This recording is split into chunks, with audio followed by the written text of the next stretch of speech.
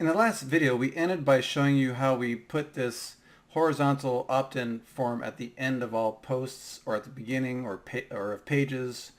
And I'll show you how quickly you can add a different form. Now, for example, if I come back here and you'll see here that right now I have selected the horizontal, but for example, I have one other one that I have created, and that is the sidebar.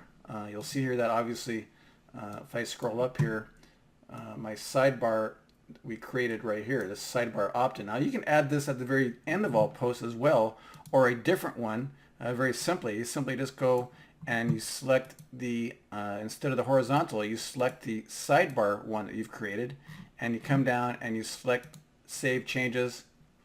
Now I'll show you that when I refresh this page, let me scroll down to the bottom.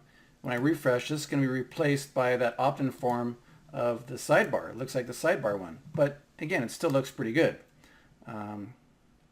See that? Now this will show up on every one of my posts at the very end, and it's pretty cool. Now watch, I'll show you how easily you can create a different one. If I come now to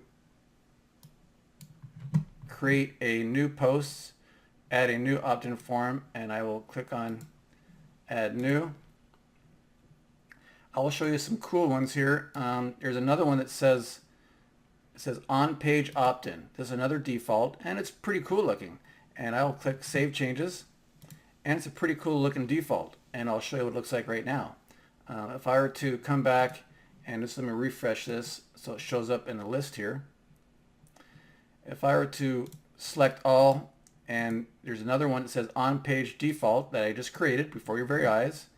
And if I come down and I save the changes, you'll see what this is going to look like. These on-page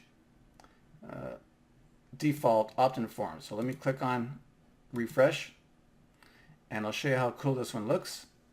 It says right there. So that's going to be at the end of every post or at the very start, and I can change everything. Obviously, this is just a default text, but I can change this.